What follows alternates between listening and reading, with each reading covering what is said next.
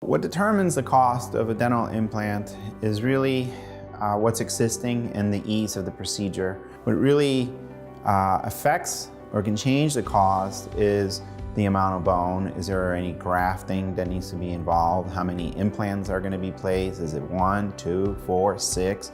And so all those things are individual. The whole idea is that when they leave, they know exactly what the cost is going to be, what the time frame is going to be, what the procedure is going to be, so that there's no surprises. First questions that we're asked about implants is the cost. And of course everybody wants to know how much is this procedure going to cost? And it's really difficult to pin down a cost without meeting a patient.